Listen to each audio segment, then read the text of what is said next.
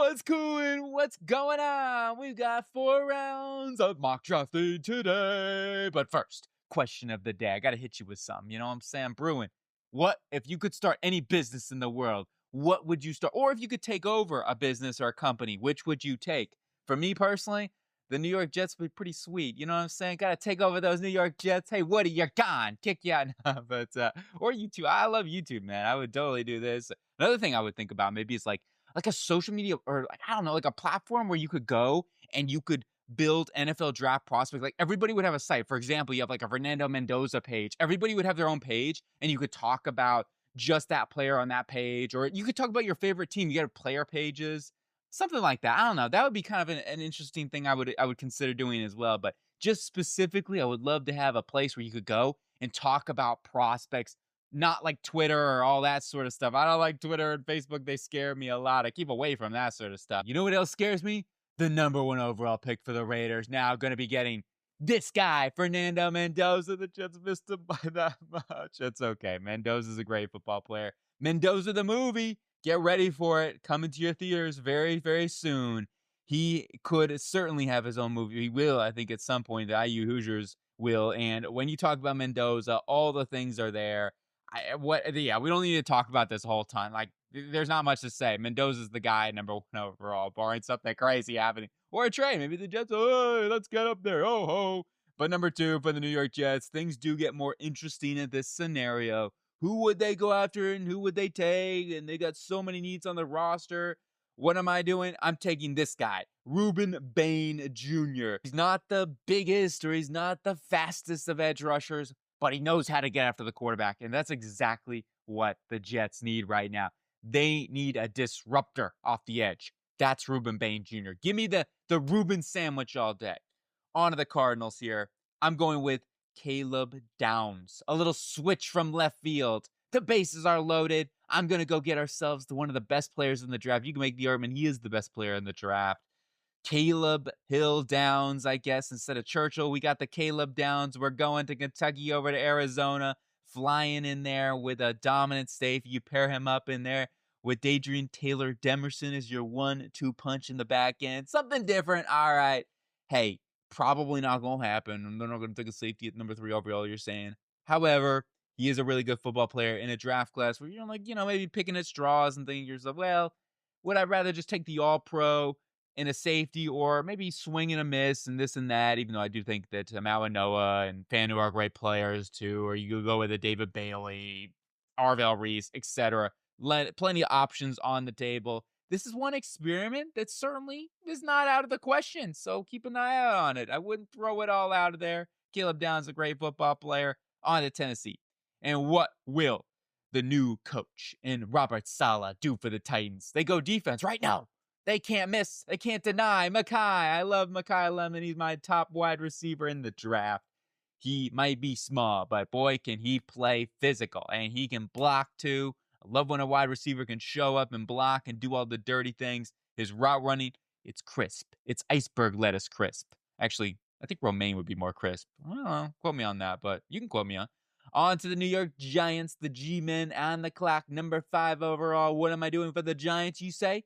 Gonna hit me with the snap? Well, I'm doing this guy, Sonny Styles. It's sunny over in New York now. John Harbaugh's in town. He gets himself a physical monster in the middle. Somebody like Sonny Styles. He's gonna be raining more like thunderstorms on opposing offenses, having to deal with a guy like Sonny Styles. I think he is the best player in the draft, at least non-quarterback in the draft.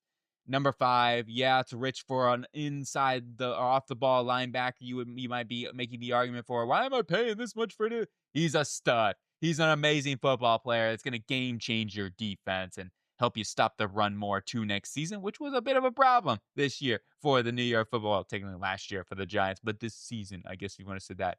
On to the Browns here, number 6. And the Browns, I'm going to take Kiko Malinois. Oh, well, I'm going way too fast here. Oh, let's go back to that. Kiko Malinois. Pardon me. Jeez Louise. I'm hitting the buttons out here too fast. I can't even see it. It's going like the Flash. Francis Malinois is going to be a plug-and-play tackle for them. Somebody that I think could be a day one starter, day one impact for their offensive line that needs help. They're bad. They need to start building that offensive line once again. So that is where I'm doing, and I'm going with Francis Mauigoa over, formerly known as Kiko, over is his nickname. On to the Commanders here, number 7 overall. Let's zoom in. Washington, they've got to build their defense. They got to rebuild their defense. So I'm going to go take David Bailey. He is a phenomenal edge rusher. If you don't know about this guy, well, you already do know about him because he actually, he flies off the defense so fast, you may not know about him, but he certainly is an impact for whoever gets him. And the Commanders need some more edge rushing talent. Boom, easy pick, right? New Orleans Saints, number 8 overall. Well, I'm going to go take Iron Tyson. It's the wide receiver version of Iron Mike. He's a great wide receiver. It just comes down to the injury scenario. And is he doing like a little Hunger Games thing? He's got a little Katniss up in here vibes. But I think he can be that number 1 guy with Chris Olave, 1-2 punch. Olave can be the deep threat. And then you got Iron Tyson taking it up over the middle of the field. Just got to stay healthy is the big question for Iron Tyson. Hey, Mike Tyson was just fine at that. Put a little snake tattoo up on his head. He'll be fine. Chiefs on the clock here at number 9 overall. What am I doing? I'm taking Tate the Great. Carnell Tate, wide receiver of the Ohio State University. He is another one of those Ohio State cats. They just do it. They do it right there.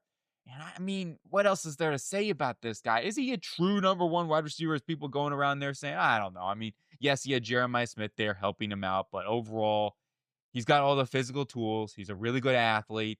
His above the rim skills are excellent. He's just all around smooth. I think he's going to be a great wide receiver. So the Chiefs go ahead and get themselves a monster out there, a weapon for Patrick Mahomes. They need more help. They do. Then we go on to the Bengals. Number 10 overall, the Bengals. Ooh, we're about to get a little saucy up in here. I love this pick, though. This is one of my favorites. And spoiler alert, it's Jeremiah Love. Aaron Love, as I like to call him. Going to be their lead back with Chase Brown in the mix. I had to do a little this action. We'll pop the collar up in here. I don't have a collar on. But man, I don't know, the collars, man. Jeez, collars give me barber rash or something, but barber rash. On to come yeah, that is really, you know what I'm talking about, barber rash. But Jeremiah Love's a great running back, and I think this Bengals team need an impact in the run game more. And Chase Brown's great. This is not me alluding and saying Chase Brown, you should cut him, that sort of stuff. Samaje Perine a free agent. You put in Air Love with Chase Brown, the complementary skill set that they would bring. And the fact of the matter is, the Bengals just need somebody in that backfield where teams are like, okay, we need to account for that threat. Similar to what Saquon Barkley did for the Eagles, I think could do for the Bengals. You already have 2 studs on the outside at wide receiver. Their offensive line's not perfect, but they've been investing and stuff like that. They still need to invest. But anyway, going back to why I think he'd be so impactful for this football team, when you have somebody like Jeremiah Love in the backfield, teams are going to have to say, okay, we got to make sure we're putting more players in the box. Oh, but what about T. Higgins? What about Jamar Chase on the outside? But what about Jeremiah Love and Chase Brown up in there? It's like there's too much to deal with. And it gives them that element where they can get under center a little bit more often and go that route. That's really what I like here about the Jeremiah Love scenario and why I think it's the dream fit for Jeremiah Love and this offense. They need a guy like this on their team to really propel them to that next level. I can't clap it enough because I really want this pick. On to the Dolphins, number 11. Let's go. I'm taking this one easy on the board. Best player right now, Arvell Reese. Sign me up. Why not, right? At this point, I'm taking a chance on a guy like Arvell Reese. Even if he is a little bit positionless, you might make the argument, well, what is he going to play? Is he going to play edge? Is he going to play linebacker? They could use both. And yes, that's a cop-out. Yeah, that's what it is. It's a cop-out. They need defense. They need help. They need a lot of areas. So if there's no quarterback here, which I wouldn't be taking a quarterback at this spot, nobody currently, let's go grab Arvell Reese and build a foundation piece on your defense. He can even play out there with Chop Robinson and Bradley Chubb. Chubb can play a little everywhere on your defense. Arvell Reese could even play a little off the ball, play a little spy blitzing role. A lot of possibilities. Cowboys, number 12 here. I'm going to go take Mansour Delane, the man-to-man guy, the dude that has a really, again, we're going a little too fast. I'm still trying to get used to this whole new Canva thing. They got rid of, sometimes I love Canva, but, sometimes there's some things. Like now with this, they don't let you just play it anymore. It's like an automatic play thing. So I'm like trying to like time everything up. It's kind of like, okay, talk fast or no, talk slow now because I gotta wait. And but anyway, sorry, I'm not very good at this. Clearly, I'm not very technologically sound. But Mansour Delane he's pretty sound in his coverage technique. And that's all you really care about, Cowboys fans. You ain't worried about the technological stuff. Let those guys behind the scenes, the technical people work on all that stuff. We need a stud on the perimeter. This is the guy to do it, Mansour Delane. Ooh, let's just stop it right there. He's like cut off with the helmet. On to the Rams. Number 13 overall. Well, this one, I'm going to go ahead and lock in Jermod McCoy, the corner from Tennessee. Really good player. I think he is the best corner in this class. It was just the whole, he didn't play this season. And how is he going to look next year with a whole season off? I mean, Derek Stingley was able to do it. I still think McCoy is fantastic. His 2024 film was great. They need a lockdown corner. Mita Matamo, I don't need to say any mo. Let's go. Not to the Baltimore Ravens. Number 14 overall. Edge, defensive tackle. But I keep coming back to this one. Peter Woods. I get it. Peter Woods. It's, oh, well, this and that. And yeah, I mean, he didn't play great this season. I'll be real. It wasn't amazing. However, he's still a really good football player. And I go back and watch the Clemson film. Peter Woods is still really good. He's a great player. And I do think he's going to be an immediate impact for this Ravens team.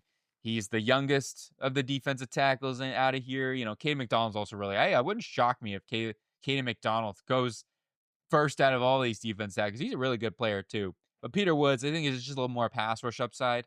Tiger Woods, I don't even know about that. That was a stretch even for me, I'll be real. But anyway, yeah, put some respect. Tiger Woods, that Peter Woods, good football player. And I think that the Ravens really need defensive interior help badly. Especially if Matt Buki is not going to be able to play next season. His career is in jeopardy too, unfortunately, at this point. Then we go to the Bucks at number 15 overall. I'm going with Vega Ionia, different little pick here, right? Something a little swing and something different. I think Vega's a great football player, and he'd be a day one impact for this football team. Ben Bredeson, you could upgrade. I'm not saying Bredeson's terrible. They've had so many injuries on their offensive line. Cody Mock, getting him back is going to be huge for the offensive line. Huge. They need another guy. They need some more beef up in those trenches. Baker was getting crushed all season. This is an underrated pick. I think it'd be a really, really nice fit for him. And how about that offensive line? Put Vega in there at left guard, and you got Cody Mock back at right guard. Bredesen is your swing guard / swing center, too. And it's not like I'm worried about his contract always getting paid this much money that locks him to a starter. He's like, what, $8 million on the cap hit? So, yeah, that's a good backup, if nothing. I mean, $6 million. I think he's playing $6-7 million cash, whatever. On to the Jets, back on the clock here. And for the Jets' second pick, I'm going to go ahead and just take best available. And for me, the best available is Caleb Banks and Chase Banks. We're headed over there. We're going to rob the jewelry store and buy me a grill, right? I'm going to go for gold up top. I think I'll go silver on the bottom. Or maybe we'll stealth. I'll go with stealth for the front two teeth. I think that'd be pretty sweet. But Banks and Ruben Bain. Okay, I'm done. But yeah, I'd be pretty stoked about that. That would be insane. And I'm talking about Eric Stokes, even though he might be a good free agent sign for us. I think that Banks and Ruben Bain together, the Bain and Banks, you're cashing in big time here. You got some juice on your defensive line. Then at that point, you go ahead and you rotate. And Banks doesn't have to be a full-time player either, as he gets fully healthy and fully acclimated and all those sort of things. But Banks, Phillips, and Briggs, like that's a great combination. Juwan Briggs, Harrison Phillips, and now you add in Chase Banks up in here, Caleb Banks. Yeah, I'm down with that defensive line. Trying to do whatever I can to improve the pass rush. It was a problem. Detroit Lions, their pass rush was also a problem in certain games, especially when they were doubling and tripling Aiden Hutchinson. Muhammad was pretty good, and I think they can bring him back. I'm taking the Hulk. Hulk 2.0, right? We call Penei Sewell the Hulk. Now we got a new Hulk in town. We got Hulk Fanu, Spencer Fanu, right tackle, Utah. Hey, there's some similarities with Spencer Fanu and Penei Sewell. Now, I don't think he's as physically dominant as Penei was coming out. However, Fanu definitely has the athletic traits that Penei Sewell had. I'm getting these guys mixed up even because they're that, you know what I'm saying? The Hulk action's coming out on here. But now you got your new right tackle, move Penei to left tackle. Easy peasy, lemon squeezy.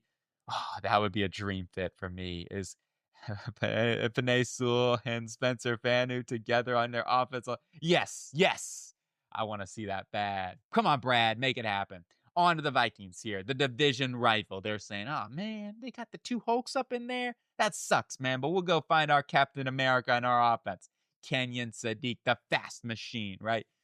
I know I'm stereotyping on this one. I'm unbelievable.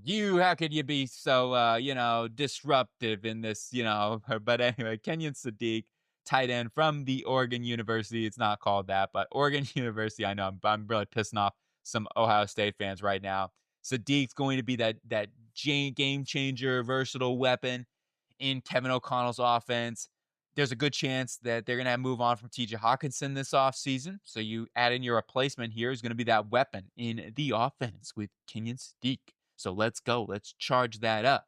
On to the Carolina Panthers at number 19, Avion Terrell. The Aviator makes his way to Carolina. Not the top need. They've got some good corners, and that's why I'm saying this is not something like, whoa, well, they have to do this. But you could put Terrell in the slot, have Mike Jackson and JC on the outside. And next season, when Mike Jackson's up for a contract, they may not be able to pay him. And then you could move Avion Terrell to be your outside cornerback of the future. I just think Terrell's a really good football player, whether he plays on the inside or on the outside. I think you can play both. He's got enough physicality. I mean, he's a really good physical guy, actually. Just like his brother, AJ, who's a very, very physical corner, probably the most physical corner in the NFL. So now you add in the Aviator over here into that cornerback room, build a lockdown secondary. Moving on now to the Dallas Cowboys. Number 20 in the draft. I'm going to go take edge rusher. Keldrick Falk, Meet the Falk. This one, let's go. I had to do this one. Come on, you know what I'm saying? That movie is one of my favorite comedy movies of all time. All the Meet the Falkers were amazing. But this one, for Jerry Jones, he said himself, I get to get a Falker on my team. Let's freaking go, baby. That would be insane. Hey, are you a florist? I got to get Justice Fucker style. Such a good movie.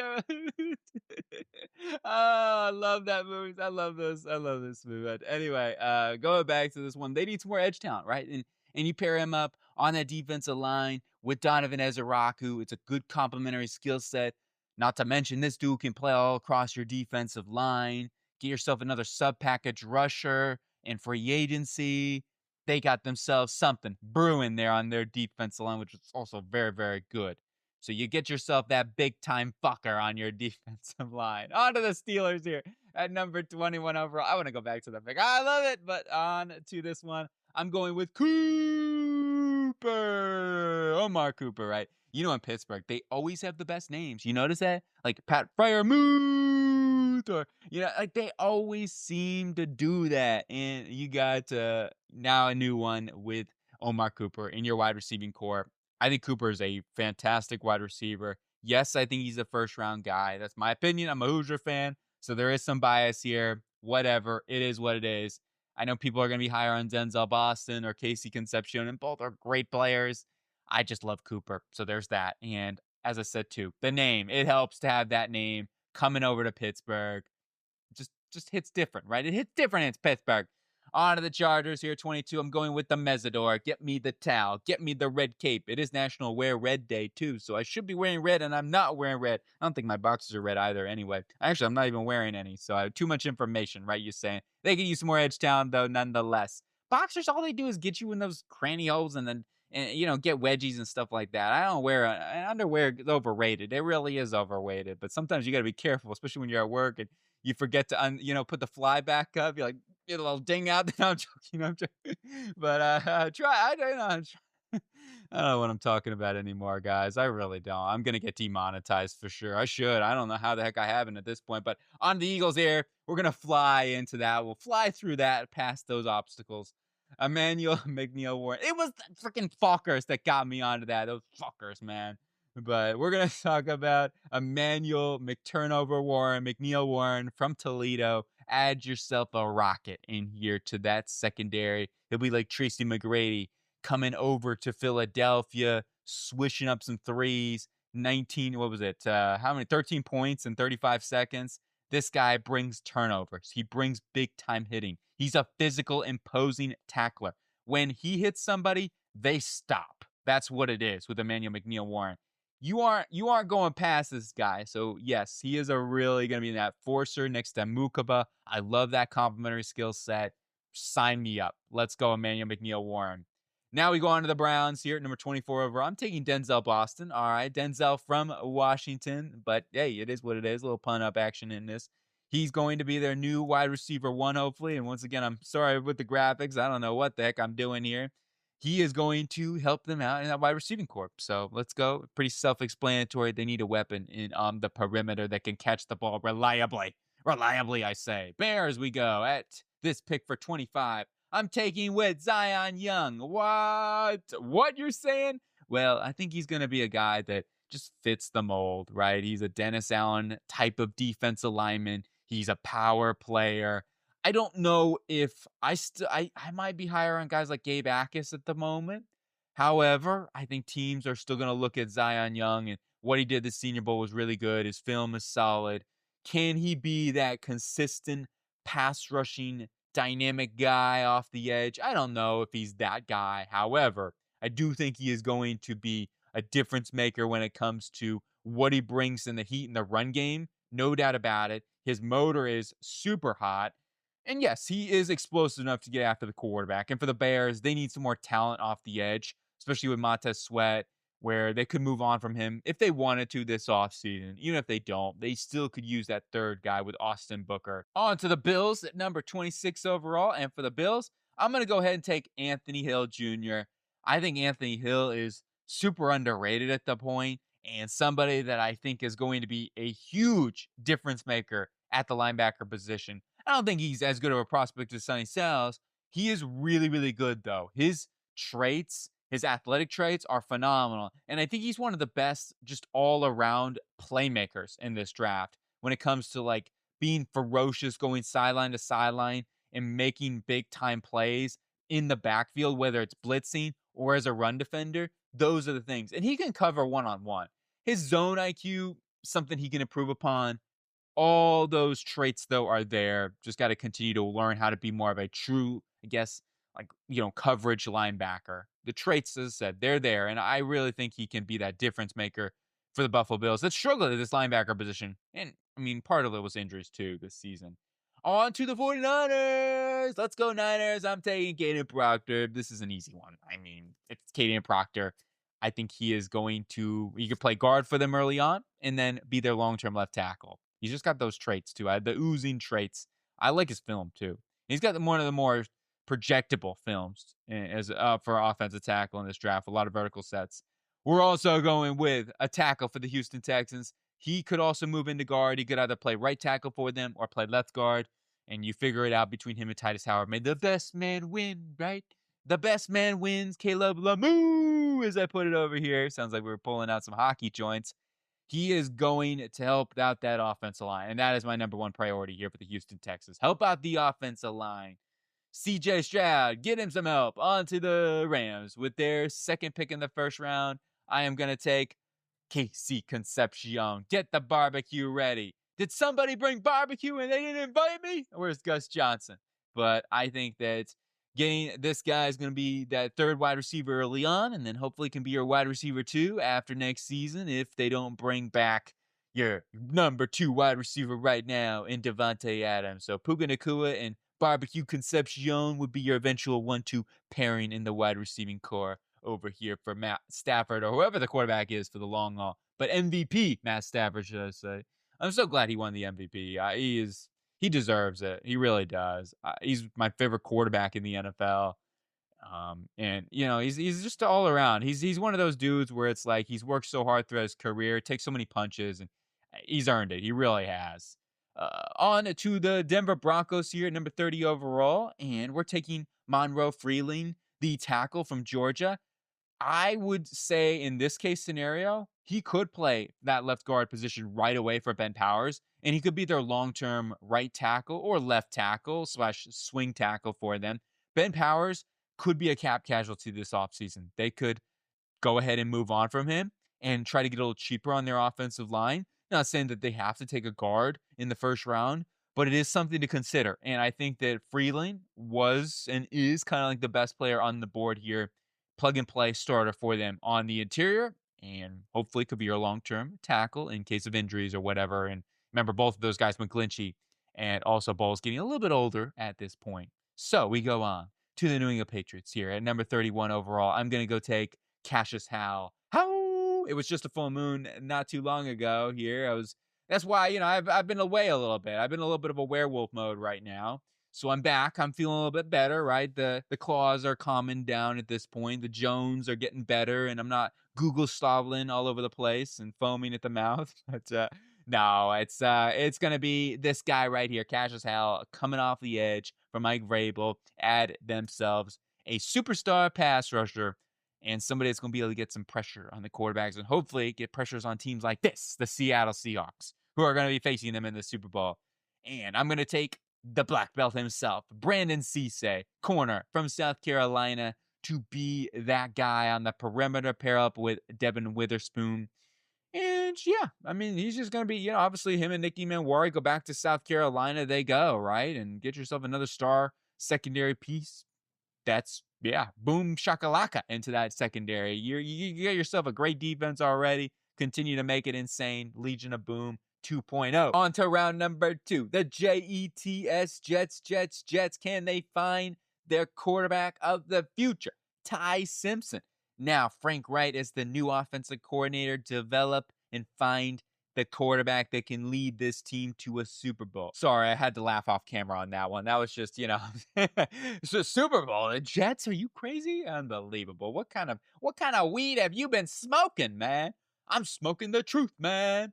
Ty Simpson, at this point, let's take a chance. All right. And maybe you can prove people wrong like Tyler Shuck did in the second round. Hey, it's definitely possible. We need to take a chance. We're desperate. On to the Cardinals. I'm going Blake Miller, right tackle, plug-and-play starter for this football team. Hey, and it's an option for them. You got the Maxi Hunter-Chores. Maybe you can find a Monroe Freeling at the top of the second. He's probably going in the first round. However, there are options for them here at the top of the second if they wanted to go after a Caleb Banks or a pass rusher, Ruben Bain, David Bailey, Arvell Reese. Like, those are all on the table still. Yes, I like going tackle in the first round. I do it all the time. But it is an option to go this route. And Caleb Downs, and now you got Blake Miller in the second round. Blake Miller's a really good football player, and plenty of people, I think, would see with Blake Miller as a day one impact for whoever drafts him. Good football player, an experienced football player at that, too. So him and Paris Johnson, your tackle combination. Titans up at the clock here, number 35. I'm going to take cornerback Keith Abney II from Arizona State, the Sun Devil. And he's going to be that lockdown corner on the outside to help out this secondary. They need help in the perimeter, or on the perimeter, should I say, in corner in general. So adding in some much-needed secondary help, gotta do that for the Titans and Robert Saleh. Seems like a Robert Saleh type of guy, Abney at least, from a schematics approach. On to the Raiders here, back on the clock. Going Caden McDonald, the defensive tackle from The Ohio State University. This time I got it right. But anyway, I think that McDonald's a great player. Yes, does he have that high upside pass rush? No.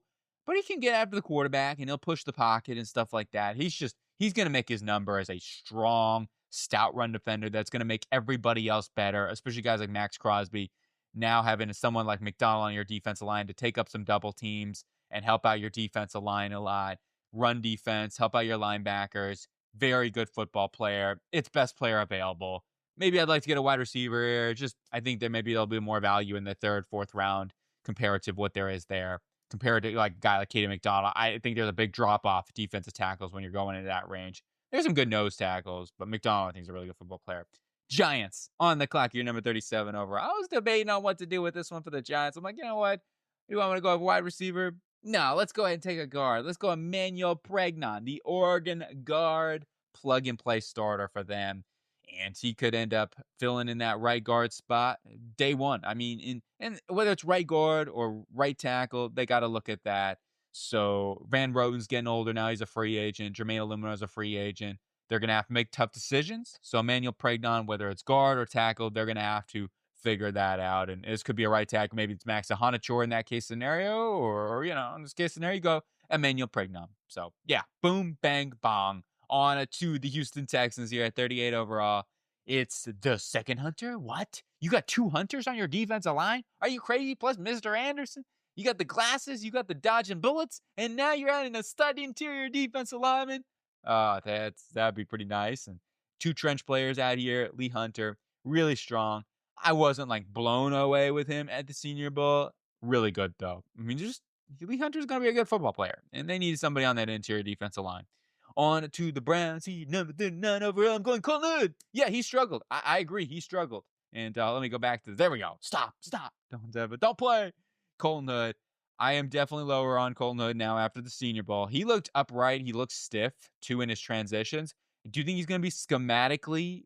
You have to be careful in what schemes you're going to put him in, right?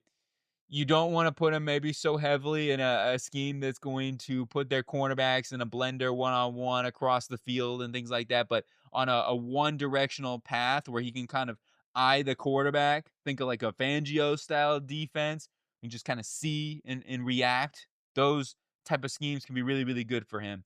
Or, I guess aggressive schemes too. So you put him up in here with a Schwartz defense. Maybe give him an opportunity out here. They could use another cornerback. Hood, another possibility would be putting him in the slot because of how physical he is, might help out with that. He's a great athlete. There's no doubt in my mind he can turn and run with the best of them. Really, really explosive guy that no problems with speed. That's no issues for me. It's just more of the hip fluidity, the stop-start ability, and he does play a lot upright. The physicality, though, the speed, the coverage, nuance, yeah, it's there. The coverage demeanor, absolutely, with Colton Hood. So put him in the slot early on for this football team. Tyson and Ward can stay on the outside. Get yourself a nice little cornerback room. And Harden can be that your fourth corner and whatnot. There. On to the Chiefs now at number 40 overall here. And I'm going to take our edge rusher here in TJ Parker. So we got wide receiver in Carnell Tate. TJ Parker, I know he's going to probably go in the first round. I'm lower on TJ Parker. Still a good football player. I think he's a really high floor player. And for the Chiefs, if they need more pass rush, right? And Parker's going to help them out off the trench or in the trenches and off the edge. And he could end up replacing Mike Dana for them in this offseason, which is going to be a priority, is finding more edge rushing help. And they may say to themselves, well, we just need somebody who can be more of a producer off the edge. And that could be TJ Parker. Sure, he's not, I don't think he's going to be, Von Miller, Miles, I mean, that's crazy. I don't even want to compare any of these guys to those dudes, but I do think he's going to be a productive football player. I just don't know if I see a high-end, toolsy pass rusher that can overly bend. He's more of a one-trick bull Russian pony type of guy. And hey, that's okay. Go to Meyer. Go hit up the ponies. I like it too, man. Those are fun. This is my jam as a kid. They're getting expensive now. It's like $1 or whatever. On to the Bengals here at number 41 overall. I'm going to go ahead and take Dylan Thieneman here. Somebody I thought about going for the Chiefs as well. Great football player. Somebody in the back end patrolling out there. Get yourself some secondary help to replace Geno Stone. Him and Jordan Battle. 1-2 punch in the back end. Much needed add for the Bengals and their secondary. Got to get some defensive help here, right? I got Jeremiah Love, maybe a little luxury. I think he's going to be really helpful for the offense. And now we add in Dylan Thieneman to improve the back end and the secondary. On to the Saints here at number 42 overall. Well, we got a good quarterback, hopefully, right? Tyler Shuck. Let's protect him. Let's go get Chase Basantes. Plug and play left guard for this football team. They need some interior offense lineup. Two dynamic pieces on our offense, Jordan Tyson, Chase Basantes, anchoring it down, really bolstering this team and finding out, hey, is Shook the guy, right? Let's go ahead and make sure we're not shaking up. We gotta figure this thing out once and for all. On to the Miami Dolphins here now, 43 overall, and I am going to go take cornerback Chris Johnson. I thought he was the best corner at the Senior Bowl. Very fluid. He's just could turn his head to the football, locate. Yeah, he got beat a couple of times. Most of the time, so he was in phase, and that's the most important thing. Like, you can lose some of these reps. It's spotlighting. You're going to get targeted. Like, that's what's happened because it's a one-on-one rep. They're getting through on the football. But he was in phase all the time. Super smooth corner. He's not as good of an athlete as Colton Hood, but way smoother of a corner. And I would much rather get a guy like Chris Johnson personally. That's just my opinion. But Hood's a good player too. Hood's a lot more physical. He's a lot more of an explosive athlete, vertical guy. So if you value that, then that's going to be important. But I really like Johnson, and he's got getting away from the cat speed. No, he doesn't. But anyway, I think it's going to be nice in the secondary. On the Jets back in the clock here, I'm going to go ahead and add in a stud in the middle of the defense. Jeremiah Trotter. Oh, man, Trotter's so good. Go back to Mizzou. Find ourselves another stud. We're kicking it up from this program. That's our draft here for so far. We got one more fourth-round pick to be able to help out. We're going defense pretty heavy. You get Ty Simpson as your one offensive pick, but Ruben Bain, Caleb Banks, and Hosea Trotter on on the defense. I'm psyched up. Let's go. I'm super pumped about that. And we'll take a chance on Ty Simpson here. So yeah, let's bring it. On to the Ravens here at 45. I am going to add in Derek Moore, the supercharger power edge rusher from Michigan, the Wolverine. He is a speed to power merchant. Not the bendiest of guys or anything like that, but he can flatten the corner. And I think he's a strong run defender, actually, even though I don't see people giving him credit for run defense. I never see him an issue. I think he's actually very good as a run defender, especially like a 3-4 outside linebacker. I mean, is he a true, like, strong side 4-3 end? No. I mean, if you're drafting him to be that, then what are you drafting? Like, get your scouting together, right? Even I know that, right? Come on, I'm a junior scout on YouTube. I mean, but no, they obviously know what they're doing. He's got long arms. I think he's physical at the point of attack, and add some more pass rush. On to the Bucks here. Ooh, a little flicker, a little flash, trying to hit me up in the dash with the Gabe Akis, who is going to be. He's been asking. He's like, hey, I want to go to Florida. I want to go to Florida. I want to be there, Tampa. Draft me. Here we go, Gabe Akis. I thought he was one of the most consistent pass rushers of the Senior Bowl. I'm a big Akis fan, and I just think he knows how to get after the quarterback. It's not always pretty, but he gets after the quarterback. And Tampa Bay, they need more edge rushing talent. Here I go with the whispers again, but maybe just, it's just like so smoothing with Gabe Akis. You know what I'm saying? Okay. Anyway, back to normal here. Indianapolis Colts at 47. I'm going to go with Jay Goulday, linebacker from Cincinnati, the Bearcat, and really good football player. Just somebody that can be that guy in the middle of the defense for this Indianapolis Colts team with Jair Franklin. So now we go on to the Falcons here. It's wide receiver. It's your Jeremy Renard. Wrong. I'm changing it up. I'm going Chris Bell here, wide receiver from Louisville. The big yak threat. Sorry, I'm going, again, too fast over here for even me to get through. I'm unbelievable. But Chris Bell going to add in a nice little wide receiving element for them. Who could play in the slot, play on the outside? You can work him in and out of roles. He's got some deep speed, too, to be utilized more as a deep threat. You can make the argument Zach Branch, somebody like that would be really helpful. Or Kendrick Laws, get some good speed down there. Maybe an Eric Rivers if you want to look later in the draft. Some dudes like that in the mold. But Chris Johnson, big physical yak threat for them who does have that vertical speed and can help all three levels of the field. Give him some more help for Michael Penix in this offense. They need more playmakers, especially if they're going to lose Kyle Pitts in free agency, which hopefully they don't. They need him. On to the Vikings here, 49 overall. The division rival not division rival. That's, I don't know what I'm talking about here. Whatever. Yeah, I was used to the Detroit Lions being before them, but now it's the Falcons. But with this one, D'Angelo Ponds. Man, I love Ponds. It's the Hoosier bias. Once again, I'm sorry, but Ponds, I don't care if you are a Hoosier fan or not. You got to understand and respect this guy. The size, he is small, but boy, is he physical for his size. And he's so fluid. His hips are literally like, see this right here? See the background right now? That floating? It's like butter, man. He is just like molten lava with those hips. He's explosive, making plays. He is a dog. Going to be a beastly corner, whoever drafts him. Moving on to the Detroit. Here we go. Now we got the division rival. Man, I tell you, mock drafts. Recording mock drafts sometimes, I got to get out the microphone. And it's unbelievable. I feel like I'm a news anchor. What am I doing out? The weather today is, look at it. We're pulling a 4th of July Fiestable. But Detroit Lions, going Malachi Lawrence. Every time I watch Malachi Lawrence, I'm like, dude, this guy reminds me a little bit like, I don't know, when I'm watching like Danielle Hunter, not Danielle Hunter, more like Will Anderson. He kind of has the body type of Will Anderson. He's not as, nearly as effective or as polished as Will Anderson. However, he does have a lot of like repertoire. Like he's got a lot of tools to his pass rush. You see him with the 2-hand swipes or, he's really good with like maneuvering the hands to get off of offensive tackles and to get after the quarterback. He's pretty explosive too. I think he's a pretty good athlete. Run defense is the one area I have seen him get bullied at time in the run game. So maybe that's something where I don't know if it's the ideal scheme fit, but there's also reps where he's really dominant in the run games. He's got to be a little more consistent in that regard. The talent, this guy has the talent to be a top 10 edge rusher in the NFL. Like I really believe that with Malachi Lawrence. Just needs to put it together, be more well-rounded, and I think he could be that dude. So on to the Carolina Panthers here. And another thing too, I go back to this with Malachi Lawrence. They used him as a like a 4-eye guy a lot. So he was kind of having to do this sort of looping motion a lot and all those sort of things. Use him as more of a traditional edge rusher, and I think he could be really, really good.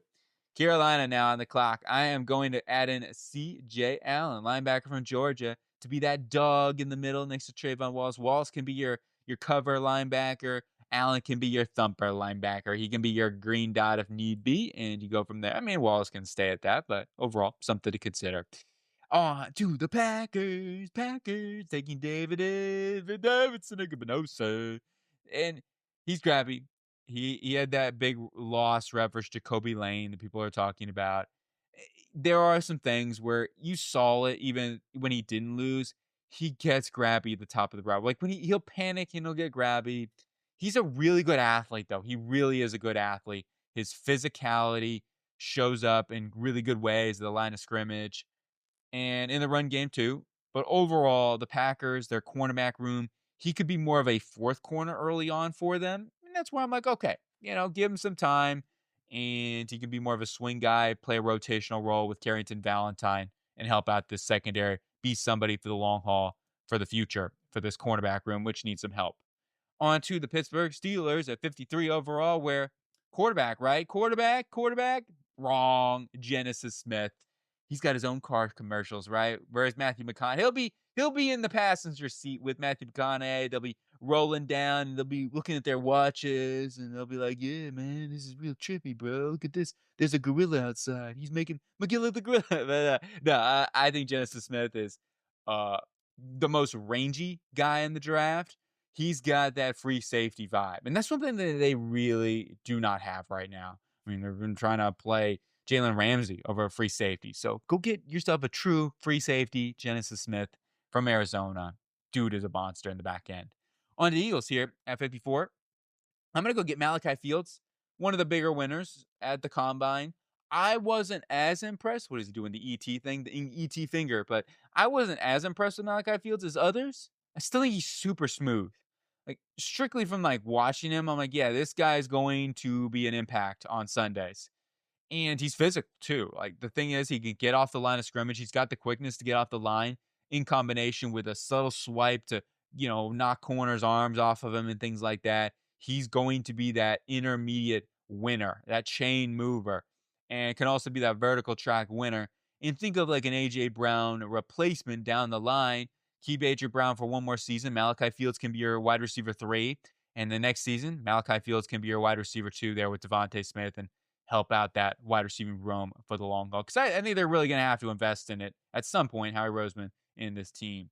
On to the Chargers, 55. We're taking Connor Lew. Baby, got to improve that interior offensive line.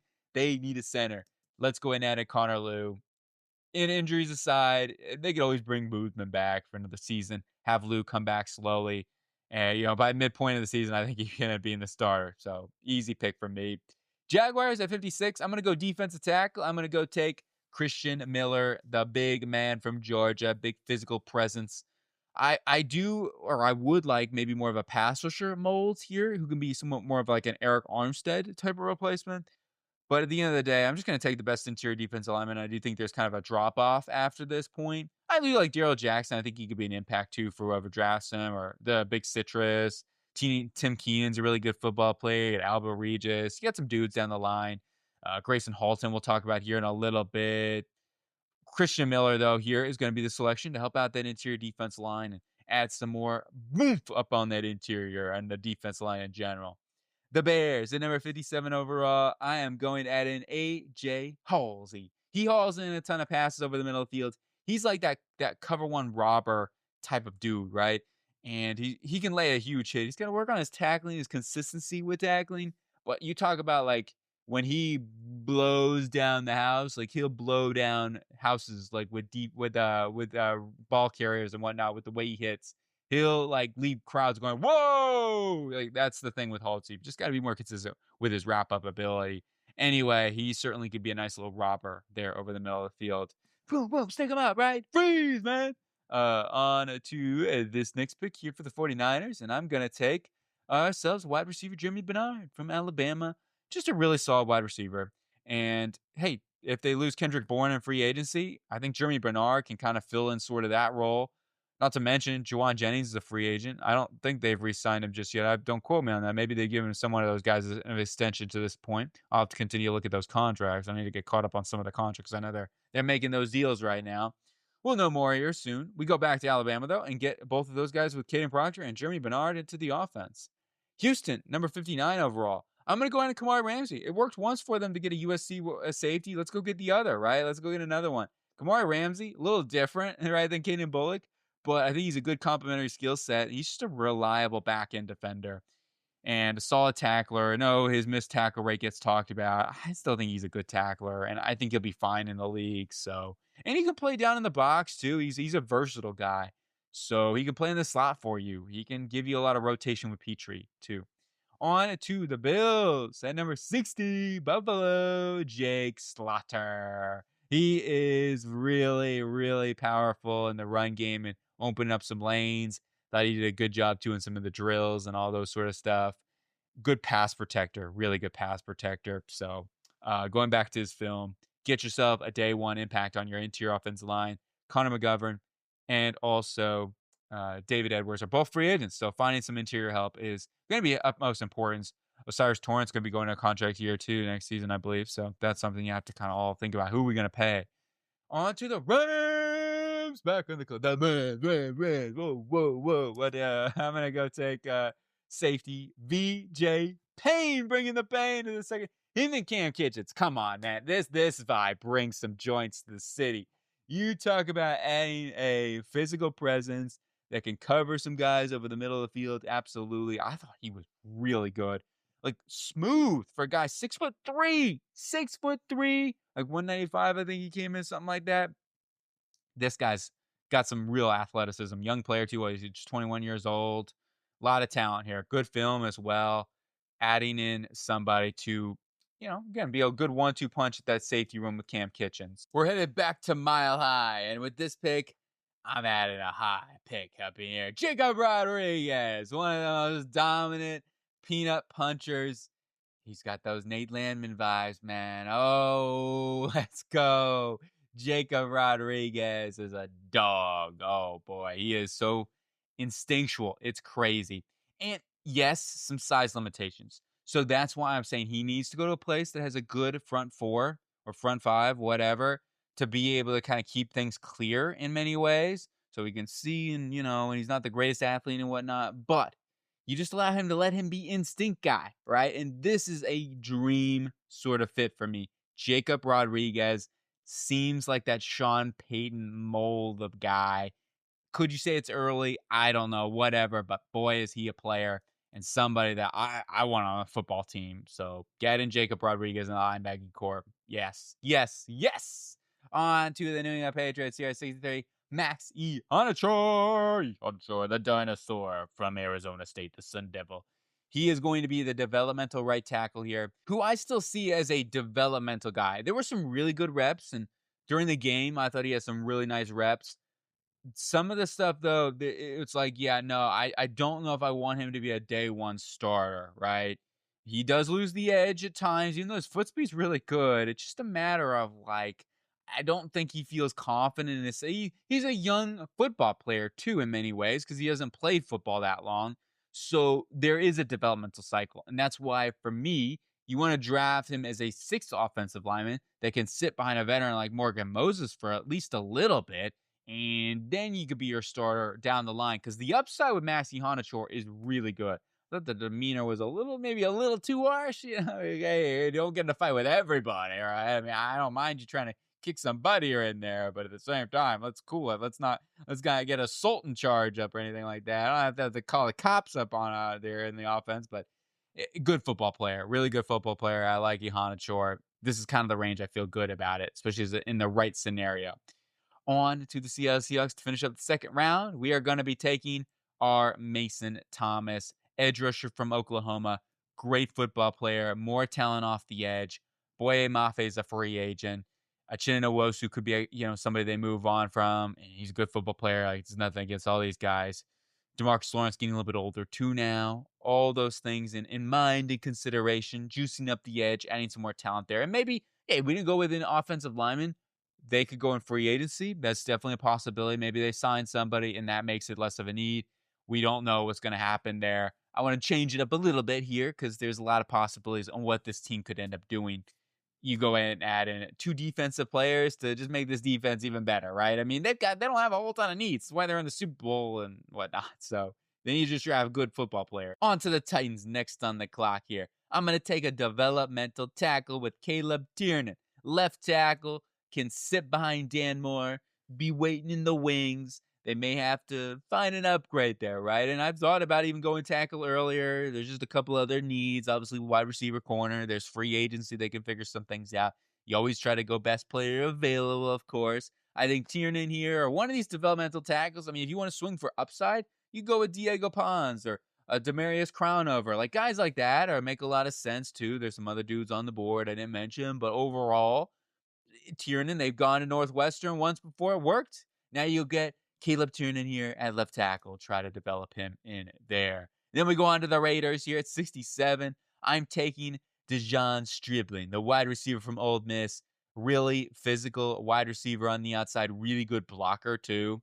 They need another weapon in here. And I think he gives a good skill set in there with Jack Besh and Trey Tucker. They're probably going to have to add a free agency. Like, let's just be real. In this case scenario, you're going to need to add a wide receiver in free agency. They're probably still going to be picking somewhat high in next year's draft class. You never know who they could get there, right? There's some really good wide receivers in next year's draft class, too. So it's partially like, hey, trying to balance everything out, get good football players in here. Stribling is definitely a good football player. Into the Eagles now at 68. I'm going to add a cornerback here. I'm going to get Devin Moore. More corner help, right? Build out that secondary. Now you add in a big, long, lanky corner who I do think can fit that Fangio style of defense where he's just more of keep the eyes out there. He's not the most twitchy guy or anything like that, but he's got long speed. He's probably like a 4.3 athlete. Maybe, who knows? Maybe a little bit of what's his name, Porter from Arizona or from Iowa State last draft class. A little bit of vibes there when it comes to his game and what he can be. Really physically talented guy, a little more polished, I think, than that too. But anyway, trying to add in some more cornerback help to bring in there. We go on to Houston at 69. I am going to take LT Overton, big school, big player, really physical dude who I think can be a day one impact for this football team. In as a rotational player, be that third edge rusher with Danielle Hunter and the Mr. Anderson, right? You got yourself 2 phenomenal edges. Danielle Hunter going to be going on a contract year. Maybe they're not able to pay him. So finding somebody that can at least be a third edge rusher and could develop into a talented number 2 guy. Overton, it's not super flashy, but boy, does he know how to play football. Strong end that can at least be a good stack and shedder in the run game. Like, I have no doubts in my mind he can hold the point of attack, solid arm length, really good strength, and a good football player. Moving on here to the Cleveland Browns, I'm taking Matt Golbin. Sounds like a goblin name or something. I don't know. Golbin. He was a Michigan State center. He was really good this season. He's got a lot of under center experience, very pro style offense. And, being able to snap the football, not just shotgun, is important to know how to deliver under center. He was very clean this season, too. Somebody that I do think could be a day one impact, whether it's guard or center. He played center this season, but he has guard experience as well. Need offensive line trench help. He could at least compete with a Whippler on the interior. Fill one of those guard/center positions. Commanders on the clock here. I'm going with Keionta Scott. Great Scott. Unbelievable, right? This guy, he is a playmaker. He is somebody, too, that is physical in the run game. He is super instinctual, though, in pass coverage. He's not the greatest athlete. He just knows where everything's going, everything's flowing. He could even be a guy that you could consider at safety. Like, I wouldn't hate that, but I see him as a slot guy. So in this case scenario, what you would have is you would have Keionta in the slot, Amos, and Mikey on the outside. So Mikey's really played his best football on the outside anyway. He had a down season this past one, but you go ahead and you get just the best available secondary play, even though safety is probably the bigger of need. And there's still some guys here on the board. They could consider Jacoby Thomas, his teammate. I think Scott, though, is a really, really good football player, and, like, to the point where I think he's a top 60, top 50 player in the draft, that level good. So, I'm not really passing up on the talent just to go with a safety here. Obviously, you got free agency, you can try to figure some of those things out. Scott's a really good football player. Great Scott, of course. On to the Bengals here, 72, and I am going to take offensive line Keelan Rutledge. A little bit of an up and down week of the Senior Bowl, but he is a physical beast, right? And we got Jeremiah Love in here. So I'm just thinking to myself, let's add a road grader in the run game. Beep, beep. But he is that type of mauler. He is a grit, gap, power guy. And yeah, so that's you put him next to Marius Mim and Ted Karras. Let's go get that offensive line churning and journeying. And with Jeremiah Love running behind Rutledge and Mims on that right side, it's going to be danger prone. On to the New Orleans Saints here, 73 overall. I am also going to go offensive line, Jalen Farmer. I got to dig into the film on this guy. I've watched a little bit, okay? He is, oh man, he is physical. He's another one of these road graders. He's got hand power for days. Strike power is the name of his game. You talk about when he hits dudes stop. And, that's the type of jarring power, like, so, oh, man, you get the eyes. The eyes are watching, right? And Jalen Farmer, one of the biggest risers. He was more, I mean, he came from nowhere in many ways. Really physical, hand-powered dude. Not the most, like, laterally twitched up guy. He'll probably struggle a little more in space. But you talk about him, just one-on-one gapping dudes. He can be another one of these guys. You put him up on that interior of the offense line with now Chase Basantes as more of your pass protector. You add in Jalen Farmer as that run blocker, strong anchor guy with Eric McCoy coming back at center. That offensive line, Talawasi Fuaga, Kelvin Banks, Chase Basantes, Jalen Farmer, Eric McCoy. Oh, get a good backup center in free agency. Oh, man. Then you could add in the Jeremiah Love next draft. Add in, go ahead and Isaac Brown from Louisville or somebody like that, right? Then you get yourself an insane, right? That'd be so crazy. So I'm just trying to build out the trenches first, and then we can go with the running back, whatever. And they got Devin Neal, they got Audric Estime, and Kamara's still under their contract. So that's why maybe the timeline is more next year for the running back situation. That's my opinion, but once again, I don't hate Jeremiah Love either for them. On the Chiefs here, here's his teammate, Jadarian Price. Oh, Jadarian Price at this value. He's not an edge rusher. Hold on. If you can't tell, I didn't do very well in English class, clearly. Too many typos for the teacher. Like, what the heck are you writing, even? I don't even understand any of this jargon. What is this goobling and gobbling you are arguing about it? Anyway, Jadarian Price would be a dream scenario if he's available. He probably won't be. But I think this is kind of where I feel really good about Jadarian Price. Somewhere at the top of the third, back of the second, Chiefs right here.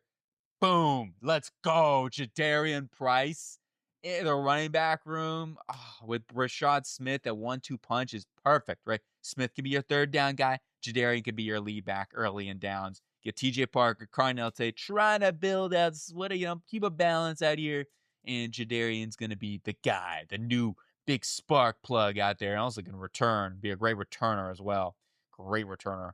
On to the Dolphins. Back on the clock here. I am going to add in Ted Hurst. He is going to add another wide receiver. I know he had that Moss and he beat Colton Hood. Still wasn't, I didn't come away thinking, oh my goodness, this guy is a locked in second round type of guy. I think he's a day two person that I'm feeling a day two person. I don't know how that makes sense, but anyway, you know what I'm saying?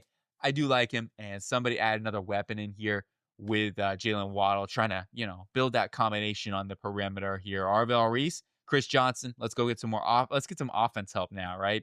So that's what I'm looking at here, and Ted Hurst can bring the Hurst on to the Pittsburgh Steelers at 76 overall. I'm gonna go get Joshua Josephs, the edge rusher from Tennessee, who's got two first names, right? Well, Josephs is probably not Joseph would be a first name, but anyway, going back to this pick, just more edge talent, more edge depth in this case scenario, because Watt's been injured a good amount now, and even Highsmith's a little banged up. So aiding that third guy with Herbig to go into a contract year, build that fourth guy who could end up being that third guy after this next season, depending on how things go. So that's something I'm just looking at here. And it was a BPA approach. Like, they've got other bigger needs that they need to fill, even maybe a Another nose tackle could be a possibility. For the time being, though, I like adding some more talent off the edge. Next on the clock, we got the Buccaneers here.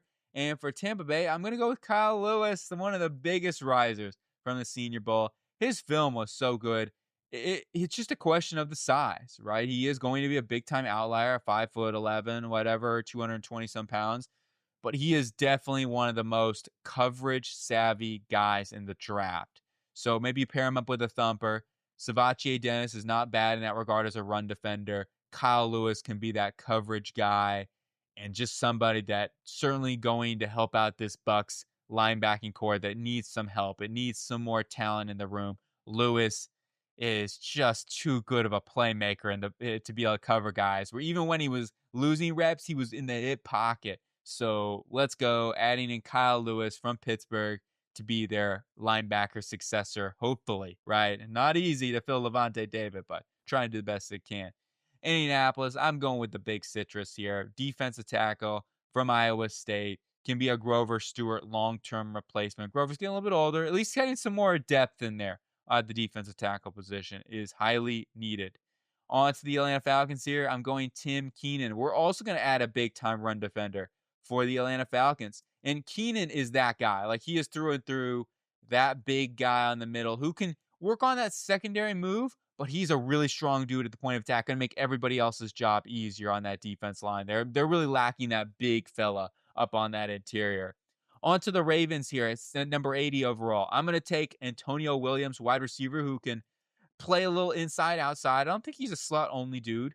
However, he can rotate in with Zay Flowers. Just add another reliable weapon that can just help out Lamar Jackson and give him that third wide receiver with Rashad Bateman and Zay Flowers. And I think Williams is a good complementary with those guys too. Zay is obviously, what he brings to 3 levels of the field, and Bateman's more your physical guy on the outside.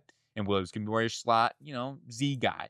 Then we go on to the Jags here, number 81 overall. And for the Jags, I'm going to go Emmett Johnson. I know it's a little bit of a different one, but ETN could walk in free agency. And I'm just thinking to myself, okay, the Jags don't necessarily have tons of need. Like, you look at the secondary, you look at interior defensive line, maybe some edge depth, possibly linebacker if Devin Lloyd walks in free agency. So there's some needs that could open up. But for right now, if Travis Etienne walks, maybe they try to pay Devin Lloyd instead. Or, Emmett Johnson would be somebody to look at here. The the Cornhusker, who is a nice dynamic back. I think he'll fit in here and give them a nice little 1-2-3 punch with Tootin and with Quentin Quentin Allen. I'm like Syracuse. I'm like, it's coming, blah, blah, blah. But anyway, we'll add into that running back room with Emmett Johnson. Just something different, right? Some little shake up. Emmett Johnson's a good football player too. On to the Vikings now at 82 overall, where I am going to take Jonah Coleman. Running backs flying off the board here. Jonah Coleman's a big workhorse, man. He's that bully back. He's more explosive than I think he gets credit for, and can be that lead running back for them. They missed out on Jeremiah Love. It's okay. They get Jonah Coleman. On to the Carolina Panthers here. I'm going Sam Heck. What the heck you're saying, right? What are you doing now? He's going to be their center long haul. They do have to start thinking about that. Simply put, the chances that Cade Mays is back is highly likely, but if he isn't, Sam Heck would be a nice little plug and play right there. And Heck's not a center only guy either. I think he could also play guard for them. So if they wanted to draft and be a long-term guard, that's a possibility. He's a big brute force guy who's got the strength profile, and I don't see a problem him sticking at guard or moving to guard. On to the Packers here at 84, and I'm going to take Logan Jones. They're also going to go offensive lineman, which is kind of a sneaky need for them. Sean Ryan's a free agent. Ellen Jenkins, they could, look to get cheaper. They got some decisions to make, whether they feel confident in Jacob Monk or, they can move some guys. They always seem to do that. Logan Jones, though, would be their, guy you plug right in there at the center position and give them an impact right away. So we got corner with their first pick and go offensive line with his second pick, and maybe we can find a run defender with their next selection. So that's kind of my approach here with the Cowboys. So I do think it could be a sneaky need for them. Pittsburgh on the clock here now, and I'm going to go take Garrett Nussmeier. I wasn't blown away at the Senior Bowl. I still think Nussmeier is a guy you could look at round 3, round 4, somebody that could compete for a quarterback position. It doesn't take you out of the quarterback class them next year. It just gives you somebody in there where it's like, okay, we'll see what happens. Maybe he could be Kirk Cousins 2.0, or maybe it doesn't work out and we go out and next year's quarterback class and we get ourselves that guy. And hopefully, top 5 they could be picking there for once, right? Who knows? But take a chance on quarterback, Garrett Nussmeier. The value here works for me. I like Aller a lot, but I'm trying to also be realistic. I think Nussmeier may go before. So trying to balance, me personally, I'll have to do, more next draft. I'll probably do more of, Aller back in the second round, but that's just where I'm at right now. Anyway, we'll see what happens. Still like Aller a lot. But on to the Chargers, TJ Hall, Iowa cornerback. He was a guy that actually impressed me. He was another cornerback in the Senior Bowl that I actually thought was pretty good. He wasn't winning a ton of reps, but I thought he was like within reason and within the hip pocket. And as long as you're playing at tight coverage, I can forgive some of those other things, right? I thought I was impressed with Hall. They need some more secondary depth in the Chargers room. So, and their cornerback room could look a little different in a couple of years too. So, on to the Dolphins here at number 87 overall, and I am going to take Eli Stowers, tight end from Vanderbilt, the explosive, dynamic yak threat machine over here from Vanderbilt, makes his way to Miami and can help them out in that tight end room, which they need some help, right? You got Julian Hill. They really, they've had to call upon Darren Waller. So the fact of the matter, Waller still played pretty good when he was out there. At this point, though, in his career, need to start to find a replacement, and Eli Stowers maybe can do that. Some similar traits, actually, to Waller in many ways. Not as tall or anything, but definitely has the physical tools. Let's go on to the Jags, back on the clock here at 88. This is where we're going to take a cornerback, actually, in Hezekiah Massis. And he is, I also got to add in, they got Emmett Johnson. I forgot to add that in here to their slide, so pardon me on that. But Hezekiah Massis going to come in there with Busta being a free agent. And also, Doug Newsom's a free agent. I think the likelihood is they bring back one of those guys. But Hezekiah Massis was another guy that I was pretty impressive. Didn't lose a whole ton of reps. Maybe not the most twitchy guy, but I thought he was really good in the hip pocket and had the eyes on the quarterback. It turned to the football well. On to the Bears now, 89, and I'm going to take a Gennings Dunker, the Iowa right tackle that probably moves to the inside of the next level, and that's totally fine. He can be a developmental guard for them behind Jonah Jackson for a season. They're going to have to get a little younger, get a little cheaper on the interior of the offensive line at some point. So just trying to developmental offensive line with Gennings Dunker, trying to dunk on right? Keep it dunking, man. Slamming up on that offensive line. Ben Johnson, you know how he does it. He is going to be a big brute force on the interior zone blocking machine. Dolphins back once again for their third round selection. We're going Bud Clark. Yes, sir. Air budded up. He is so talented. Well, actually, was this only their second pick, or did I forget a pick? I may have forgotten a pick on the counter, so I apologize. I don't know. My graphical game sometimes is off-putting right here. What are you doing? But Bud Clark is he was so good at the Senior Bowl. I thought he was one of the biggest winners of the Senior Bowl. Moving up my board big time. He's a playmaker. I never doubted that, but he's also a very fluid playmaker. He's an older prospect. He can be a day one impact, though, for this Dolphins secondary, which is something that they need. So we had in Chris Johnson, who I think could be a day one impact, and now you get Bud Clark trying to revamp that secondary for this football team. Now we move on to the Bills, division rival. What are we going to do here? I'm going Zach Branch, right? They just got some secondary, right? The Dolphins did. So we're going to try to, fool some of those young guys over in Miami. Let's go ahead and a speedster, Zachariah Branch. Yes, his ADOT is really low. He's more of a yak guy, but I do think he can be utilized more as a deep player down the field. And for the Buffalo Bills, who will use a guy like Zachariah Branch and what he brings to the table with his yak ability, the screens and things like that for Joe Brady, I think it makes a lot of sense. Zachariah Branch, though, going to add a playmaker in here for Josh Allen in this offense. They need some more help there. On into Max Clare, the tight end from the Ohio State University. Got to get better as a blocker, I'm sure, but that's something that Kyle Shanahan in this offense can coach up. But he's got the receiving chops, and with George Kittle injured, they need some more help in that room. On to, Tonjes has been great, but still, let's go and add in some more help in there for the long haul. Now we add into the Rams here, where I'm going to add in Keegan Trost from Missouri. They add more offensive line, right? Their offensive line just continues to hum out really good football players. This is the next guy in the pipeline, Trost. I toast you. He played tackle this season. He's going to move to the interior. He's just a shorter arm guy. He's, I think, sub 32 or something like that, but a very technically proficient offensive line. And I think he could be their long-term right guard is the way I'm seeing this for them. And who knows? Maybe he could even move to center if nothing else. Like he's got the skills to do so. Really solid. Not a great athlete either, but he is solid enough in a phone booth. And just as I said before, I think his technical skills are really, really good. His hands and everything, hand placement. So you move him to the interior, let him fill one of those guard or center positions, whether it's Coleman Shelton for the future or Kevin Dotson. They gotta look at getting a little cheaper at some point. Then on to the Denver Broncos here at 95, and I want another playmaker in here, either tight end or wide receiver. I just go wide receiver here. Chris Brazzell from Tennessee, really good playmaker. And Sean Payton, he just loves to add playmakers every single draft. And I expect them to do the same thing, whether it's wide receiver, tight end. Yeah, so that's where this makes a lot of sense to go grab one of those positions. Brazzell, really talented guy from Tennessee. We go on to the Patriots here at 95. And I'm also going to take wide receiver here. Bryce Lance from North Dakota State. Big outside weapon that has tremendous speed. So, yeah, let's go ahead and get Drake May, who's got some of the best deep balls. I think this is one of those fits that just makes so much sense with Bryce Lance in that vertical ability. Can kind of be like an Alec Pierce in their offense. On to the Seattle Seahawks here, and I'm going to go take Skylar Bell. This is one where you can make the argument for some different types of wide receivers. Maybe not the perfect, like who are they missing in their offense sort of thing. However, I just think Skylar Bell is a really good wide receiver. Whether he plays Z or slot, I think he can do a little bit of both. Same thing with Jackson Smith and Jigba. Like, Jackson Smith and Jigba is not a slot only guy. And Skylar Bell can work in and out of that role too. But very good, nuanced route runner type of guy that can get open, create space for himself, and just be another playmaker in this offense with Cooper Kupp and then now obviously Skylar Bell and Jackson Smith and Jigba. Then we go on to the Vikings here at 97, and I'm going to take Parker Brailsford.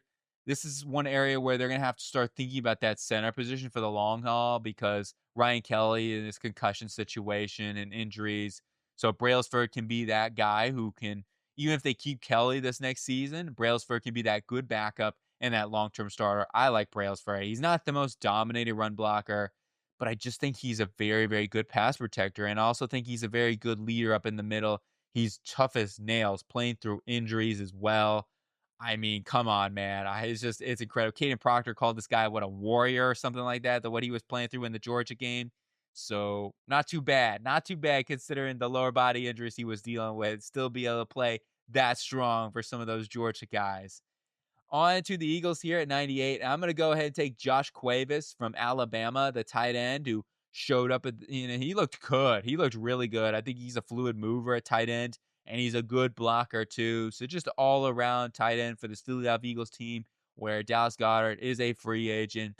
And the fact of the matter, even if they bring him back, they're still going to have to look at that because I think that's what the Eagles do. Even if they give a contract, they still don't draft a tight end. I think that's very possible. On to the Pittsburgh Steelers here at 99. And I'm going to go take best player available in this case scenario, Trayden Stukes.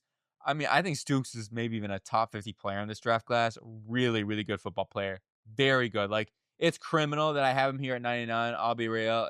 You won't see this. It's just kind of the way the board worked. I kind of passed up on slots. And the way slot goes in the draft, too, is like sometimes it seems like the ceiling on that is like end of round 2. But Stukes is a great football player. He's physical. He's athletic enough to be able to cover guys in the slot. And just he's a playmaker, too. I mean, run defense, pass coverage, all around. Stukes is one of the best cover players in the draft.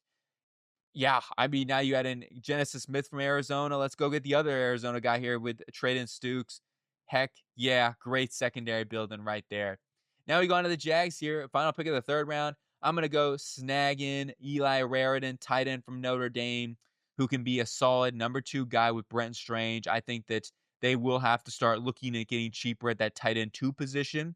So Johnny Munt and also, I always forget his name, but Boston College, Hunter Long. There it is, Hunter Long. I got it. We got it this time. Let's go. Anyway, try to get somebody to be a backup tight end there to be that 1-2 punch with Brent Strange. They're going to use these tight ends in rotation. On to round number 4. Final of this mock draft. We're starting off with Romello Height, edge rusher, Texas Tech. He just kind of seems like that Bryce Huff wide 9 rusher for Robert Saleh. More juice off the edge to round out this draft with O-line, corner, wide receiver, and now edge rusher Romello Height. Now we go on to the Raiders here, and with their next pick, I think they got one more after this, Dalton Johnson, a corner or safety that I just recently was watching some clips on.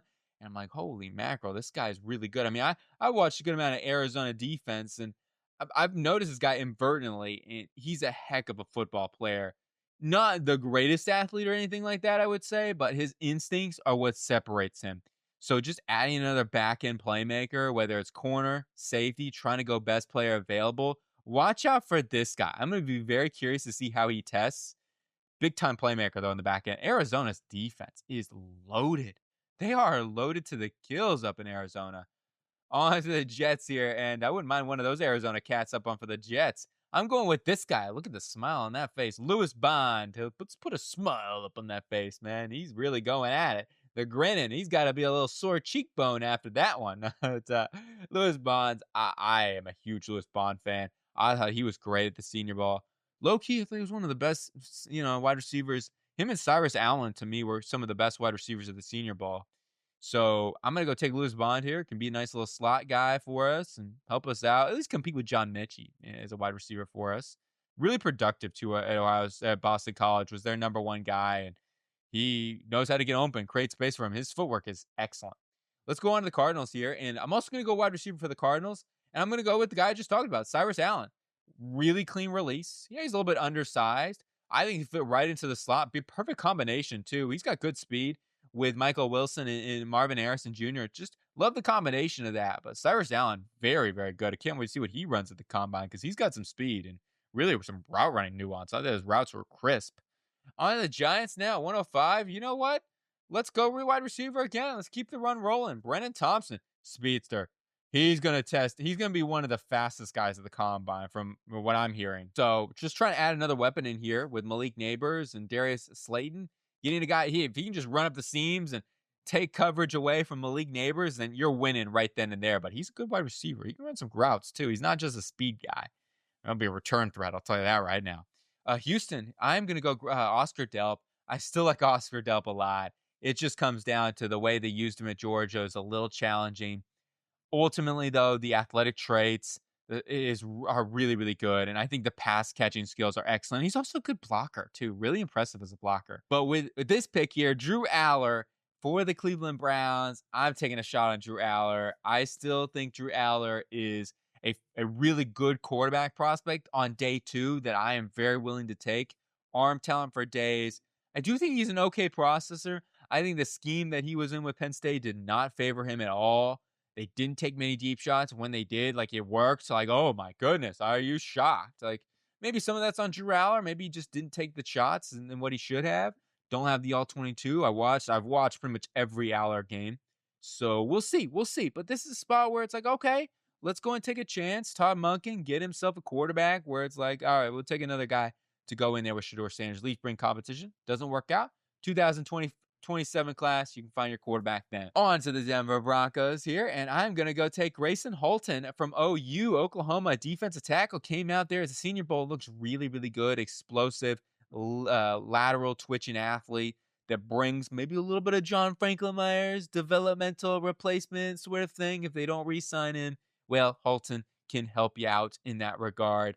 Really, I've heard nothing but good things about him off the field too, like what he brings from like a teammate perspective. He's a fun dude to hang out with, all those sort of things. Can also be a little bit of a locker room guy. He's got that C on the chest too. You don't earn that by doing nothing. So on to the Chiefs here, and I am going to add in Dalen Everett, who was okay at the Senior Bowl. I thought he got beat a couple of times. I don't know if his speed is fantastic, but I do like his length. And I think the Chiefs, like in a bump and run coverage scenario, he makes a lot of sense in a spag type of defense. So what he can do with the line of scrimmage is really impressive. I feel like this nice little scheme fit that they can develop these corners, that they've done a great job of developing these type of guys anyway. Now go on to the Bengals, and for the Bengals to round out their draft, I'm going to go with Kendrick Law. We're putting the hammer down. You're under arrest. Kendrick Law, he says, I've got getting away from the cops, be what he's doing, right? No, what is that? Olympic track or the Olympic girl, Sharika Jackson. I forget her name, but she just got arrested.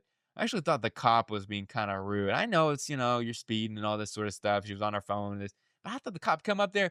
If a cop comes up to me and says, wipe that frown off your face. Like, that's kind of rude. You know what I mean? Like, just, be kind. I get it. She's at fault for it, but still, I don't know. Maybe she was agitated before. I don't know. They didn't maybe show all the body clips, but I know it came up on my YouTube feed, so I had to click on this because I watch track and field. I always think that's kind of funny, but I don't know how I got in that conversation. But anyway, sometimes cops just gotta be more neutral when you first come up. If they give you an attitude, okay, maybe you start to say, hey, got to tighten it up a little bit, but you can't just be rude like that, in my opinions. Though, they'll put blame on her because she's an athlete and she's famous, but at the same time, there's a little side hustle up in there. Going back to this pick though, Kendrick Law, speed, good body type, frame. He's rocked up for even though he's a shorter guy. Calling you a midget, Kendrick. Sorry, but what is he, like 5'10" or something? 200 pounds. He's got speed, and he can run some routes too. He's not a bad route runner, but he's going to be that speed guy. Put him up in there as a gadget player. He's another one of those A-dot guys that is like a couple yards. They mainly use him as a yak dude. I think at the next level, though, they'll utilize that deep speed down the field a lot more. On to the Dolphins now with their next pick. I am going to take Emil Wagner in at tackle to be a good developmental right tackle for them. Austin Jackson's dealt with injuries. Emil Wagner's got all the traits. And you're saying, oh, no, not a Notre Dame guy, right? I know, but no, hey, I think he's got really good traits. Surprised he came out in this draft class. He looked okay at the Shrine. I thought he looked decent. It wasn't perfect or anything like that, but I thought he won some one-on reps and maybe lost a couple. Traits are there, though, and certainly a dude that I'm willing to take a developmental chance on here in the 4th round.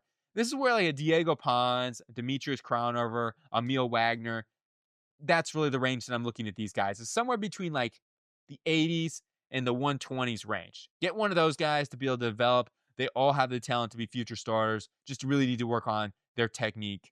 Let's go into the Cowboys here, where I'm going to take Deontay Lawson. Really good linebacker. He's dealt with his own injuries, of course, but I thought he was really good at Alabama this season. And just their best linebacker overall. I mean, Justin Jefferson's nice, and not the wide receiver, Justin Jefferson. I think he's a nice little developmental linebacker, but sometimes he gets a little like faked out in coverage. I think Lawson's not as athletic as Jefferson, but I think he's a lot more sound when it comes to his coverage assignments. And he's also a good run defender and whatnot, which is, something they could use nicely up in that middle of the defense. On to the Indianapolis Colts. I'm going to go take Josh Cameron. Cameron's he's like a big running back out there. He kind of looks like it. Those type of body type wide receivers, I do struggle with a little bit. And I know he's getting some hype after the Senior Bowl. I wasn't blown away, but at the same time, I see like he can run routes still. Like he has the ability to create separation for himself with combination of his size. He's definitely a draft and develop 4th, 5th round guy that you take and you're like, okay, this dude could work out. If nothing else, I mean, he could be like, I don't know, Laviska Shenault, Convert, Cordell Patterson type of guy. Who knows? Anyway, very interesting build to his game. Really was impressive the way he moved at the Senior Bowl and was making some big time catches. The fact of the matter, though, is too for this Colts team that they're probably going to have between Michael Pittman and also Alec Pierce. They may have to move off one of those guys at some point. So getting cheaper. On to the Falcons. I'm going with Diego Pounds, tackle from Ole Miss. As I said before, this is the range where I'm like, all right, let's take a developmental tackle. Jake Matthews getting a little bit older. Right tackle going to be a big question. Finding that developmental guy behind Kaleb McGarry for the future to protect Michael Penix's blind side. Super important. On to the Baltimore Ravens next. Here at 115. And I'm going to Azarath Methro Santos Xavier Scott from Illinois. Kind of forgotten about, man. He was injured, so it's tough. But at the same time, we go back to the 2024 tape. Really good corner, slot corner. I also think he can play safety, too, for this Baltimore Raven team to give you a versatile back-end defender to allow Kyle Hamilton to play a multitude of roles. You got Wiggins, you got Humphrey to play, Humphrey could play on the inside, too, but Humphrey, Wiggins on the outside, Xavier Scott in the slot, and you interchange that with Kyle Hamilton, trying to find another DB to fill out that secondary room. Wiggins got to play a little more consistent next season. That's one thing I will say. I want to see Wiggins take that next step, but overall, trying to continue to add in some more secondary help for the Ravens. We got some more help on the defense line. Let's go secondary now.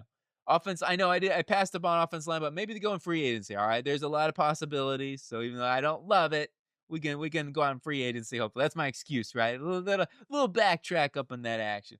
On to the Buccaneers here. I'm going Dalen Bentley, the Rolls Royce. No, he's a Bentley. I think he is going to be a very interesting player where he ends up going. However, what I mean by that, like when you talk about him as a tight end, I think his receiving skills are pretty dang good. Like he's got some strong hands. His run blocking game, he he doesn't necessarily win, but he doesn't lose, right? He he knows how to frame and get in the way. He's not maybe the best when it comes to his technique and like really, getting down low and his leverage. And those things can be worked on, right? He's got that ability. Just maybe working on more of his displacement and his overall ankles can really work on that. But he is good at being able to find ways to still allow a running back to get a lane for him and doing just enough where he wins. Maybe at the next level, that'll be more of a thing where he's got to continue to hone on that technique. Overall, Bentley really do like his game, and I think he could be a nice number. Maybe a number 2 tight end early on. You bring in a veteran free agent if they don't bring back Cade Otton. Even if they bring Cade Otton back, then he'd be a good number 2 tight end. They didn't get a whole ton of production out of their tight end room this past season. I mean, Pam Durham's more of a number 3 like blocking type of tight end. I think Bentley can be more of a receiving and blocking upside there with his game. Now we go on to the Las Vegas Raiders. This is a guy that I am high on. Brent Austin, the Cal corner. He's undersized, but I think he's just a really, really good, smooth corner. I don't know if he's got as good of twitches like D'Angelo Pons. So that's why he's not like for me higher, going up in that range. But I do think he's really good at the catch point and just a very, very instinctual corner as well in zone. His zone coverage is fantastic. Oh my gosh, it's so good. So Brent Austin, what he lacks in size, I think he makes up for with big time instincts, and he knows how to play the cornerback position, which is an underrated thing about being a cornerback, right? A lot of times speed gets valued. He's not a bad athlete. I don't think he's a bad athlete, not an elite athlete, but I think he's a good athlete. So yeah, let's add to that secondary. Detroit Lions here at 118. I am going to go selecting Zakee Wheatley, the alcohol, the vodka man, right? No, he was good at the Senior Bowl. He was another one of those guys that's just like, he didn't dominate, but he didn't lose either. Like, I didn't see, like, there wasn't a rep where I'm like, oh, there's Zakee Wheatley getting beat again. No, he was always like tight coverage in the one-on-ones or in the team drills. So they was really, really good. They need some more safety depth because of the injury with Branch and Kirby Joseph, the degenerate knee or whatever they call it, a degenerate knee. I'm not a medical professional, clearly, but Zakee Wheatley adds some more help in that safety room. Next pick here for the Carolina Panthers. We need to go ahead and address some edge rushing talent, right? I'm going to go ahead and Max Louis-Ellen from Iowa, the explosive edge rusher, right? You think, oh, he's a white guy, so he's going to be, this more creative, technical, refined. I know, stereotyping, right? Uh-oh, the stereotypes. He's explosive, man. I like him off the line. He's got some nice little head fakes, some little twitch. He'll make you miss. Go and add another edge rusher, some more talent there. They're going to add in a free agent probably, or hope Pat Jones kind of takes that next year, stays healthy, all those things. Anyway, going to continue to add to this defense, and Max Louis-Ellen going up on to the defense, onto the Green Bay Packers, though, 120. And we're going to go take Rashaad Benny. He was really strong at the point of attack, and I think he can bring that run defender up on their interior defense line, which is just kind of something they're lacking. They need a big fella up on the interior. So, yeah, we're going to stereotype here. We're going to go ahead and a big, bad monster for that Green Bay interior defensive line. And there's a lot of value to be had at nose tackle in this draft class, luckily for the Packers. Pittsburgh 121. Let's go ahead and get J.C. Davis, Iowa. I love that helmet, first and foremost. A little sidetrack. That is a cool helmet. Don't you think it's a pretty dang cool helmet? It was one that I was debating. I was looking at this one. I like the shut one. I think that's a really good one, too. I think this is like the one I can't pronounce, but anyway, it's a pretty cool helmet. J.C. Davis, I think he can play tackle, but I also think he can play guard for this team. So you could look at this and saying, well, he could be, that left guard of the future. I mean, Spencer Anderson's been a nice 6 offensive lineman. J.C. Davis could at least compete at left guard behind Isaac Samalu. Or, I mean, he's a free agent, so whether or not Samalu's back will be a big question first and foremost. J.C. Davis could also be their long-term left tackle behind Broderick Jones. So somebody that could develop there for a season and see how things go. Because I think he's got really good length, and he's pretty dang strong, too. He's not a weakling, I'll tell you that right now. And his athletic traits are good enough to hang a tackle. So combination of traits, he could hang up a tackle. I also think he could hang up on the interior guard. And they, certainly somebody to take here at the 4th round as a developmental tackle / guard, whatever. So trying to improve the offensive line for the Steelers some more. On to the Eagles here. We're going to do the same thing. I'm going to go take a big, bad monster, and he is Demetrius Crownover, who was very interesting. He was a guy where it's like when it was working, really good, but he's a little bit robotical with his footwork, I think, and his hand technique is not good. So that's something where it's like, oh, Jeff Stoutland University. Beep, beep, beep. Dial 9 for Jeff Stoutland University. Hello, this is Jeff Stoutland. How can I help you? We need Demetrius Conover. Like, that's like the perfect situation for Demetrius Conover to come in here with Jeff Stoutland University. Could be a great right tackle of the future for this team. I know they've drafted Cam Williams and they're trying to develop these guys, but I don't know what they've seen and if they feel confident that he is the guy or not. But they were still playing Fred Johnson. I think he was dealing with Cam. Was he dealing with injury? He may have been on IR all season. So pardon me if I forget about that. But overall, we'll see how they're feeling. They need to at least try to get some sort of interior offensive line depth slash tackle, etc. Fred Johnson's a free agent too. They could bring him back as a swing tackle. Crown over gives him a lot of upside. Just need to develop him. On to the Chargers here at 123. And I'm going to take Zane Durant, another dude that was just popping off my screen that has a really good explosiveness. You talk about a guy that's dangerous one-on-one. Zane Durant is very dangerous one-on-one. And that's something that they're kind of lacking on that Charger defensive line is somebody that can win one-on-one consistently. They got Tart back. You have Jamari Caldwell. Let's go into that pass rusher. On to the Jags at 124. I'm going to take Torian York. We're going to go on that 3-hour tour. The 3-hour tour. Torian York is undersized. I totally get it. He probably going to end up going somewhere late on day 3, even though his film is so fun to watch because he's so instinctual. Great run defender. You need a good interior defense line to produce that. And they're a team that does have stout guys with Devon Hamilton and Eric Armstead, and we just drafted Christian Miller, of course, who's also a stout interior defense lineman. So I think it can work out here. If they lose Devin Lloyd, then they're going to have to draft a linebacker earlier. If they bring him back, then you could still add in somebody, but it probably wouldn't be a need. I'm just kind of speculating a little bit here. If they lose Devin Lloyd to a big contract, which is possible, you're going to need to draft a linebacker. Ventrell Miller and Fulasada Luakon would be your early starters, but York could give you that sub-package third linebacker. On to the Patriots here, and I'm going to go Joe Royer, Cincinnati Bearcat, great tight end. And he can be that number 2 guy behind Hunter Henry for a season. And then when Hunter Henry's up for a contract, hey, Joe Royer, man, really good receiving option, not a bad blocker either. He's not an elite run blocker, but I think he can get better at that department. On to the Buffalo Bills here, and I am going to take Jaden Kennedy. This is one of those, I know Bills fans probably going to be like, why are you doing that? We got Taron Johnson. But Johnson's been injured a lot. And that's why I want to find some depth at the slot. Is it a little early to find depth at the slot position? Maybe. But as much as the unreliable the injury situation has been, I'm okay with taking Jaden Kennedy here. Maybe you could even, swing him up to play safety a little bit, I guess, right? You could have him as that Cole Bishop 1-2 punch for the long haul. A lot of possibilities whether Kennedy can do that. He does have the physicality, though. I mean, he's a really good slot corner at Oregon. Great player. So just trying to add in some more depth in the secondary. Let's move on to, and I just felt like he was best player available, too, at that point for the Bills in some of the areas that we could look at. 49ers, I'm going with Will Lee, who's still on the board here. Physical outside cornerback that had a bit of a down season. He's not the most switched up guy. It's like you just have to get that out of your head. But as a good backup to Renardo Green and DeMarco Lenoir. And Lenoir can play in the slot too, even though you got Upton Stout, so and he's really good. Just as more of depth, right? They've had injuries on the outside. I don't feel confident, if one of those guys gets injured, who's going to be able to step up? This case scenario, you need that fourth corner. Lee can be that guy. And I know fourth cornerback role, I think that's really good for Lee in rotation. Houston, Texas here in a 128. I'm going after Keelan Black from IU Hoosier, who is really making a name for himself at the end of the season, but also in the one-on-ones as a receiver. Wasn't too bad. Had some good reps and some, reps he can continue to prove upon.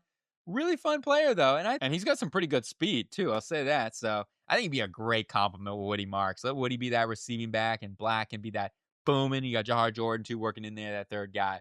On to the Bears here, and I am going to go and take a linebacker, which this linebacking class looks pretty dang good. Owen Heineke here from OU. Be a good developmental guy, just with where they're at and the likelihood that they're going to have to. I mean, I do think Edmonds still comes back next season.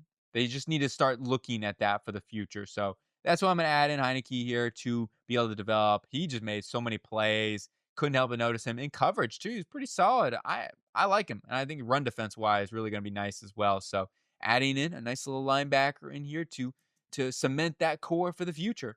Now we move on to the Broncos here at 130, and I'm going to go and take Jalen Husky from Maryland. They keep their streak going at Maryland of drafting DBs. They've done a really good job of producing guys, and Husky can be a good developmental player with Brandon Jones going last year of his contract, and he'll be that third safety. PJ Locke, you know what I mean? Like, you need to go ahead. He's a free agent too. So finding that third safety, Husky / long-term, hopefully starter that could develop there and help out that back end some more with Talanoa Hufanga. On to the Patriots now at 131. I'm going to take Bryce Betcher. As I mentioned earlier, like that linebacking class, pretty good. Bryce Betcher could be a nice third linebacker early on. He was the Mike there, the Senior Bowl, and he showcased that leadership ability up in the middle of the defense. Getting everybody set's not always easy, right? Especially when you're short of time and all those sort of things. And going back to his Oregon tape, he's not the most athletic guy, so don't expect him to be flying sideline to sideline. But in a Vrabel defense, he fits. I think he fits, with like the Gibbons type. I think he could be a little bit of an upgrade in that sort of role. Christian Ellis, think of those guys. Maybe a new Robert Spillane for him or something like that. I don't know. On to the Saints here at 132. I'm going to go at it. Danny Dennis Sutton. A little bit of a tongue twister. Danny Dennis Sutton. But edge rusher from Penn State, the Nittany Lion. Should be a Lion right now. But I think he can add some more edge talent, some more edge depth for them with rotation with Cam Jordan likely retiring. On to the 49ers here. And for the 49ers, I'm going to go with James Bruckheimer. Bruckheimer sounds like, I don't know. What does it sound like? Hot dogs? I don't know. Oscar Mayer Wiener? I don't know. But anyway, this guy was really impressive at the Senior Bowl. He's got limitations, and that's why I do think he's still a day 3 guy. However, you're talking about a dude that I thought was super technically refined with his hands and showcased that, especially with his hop step.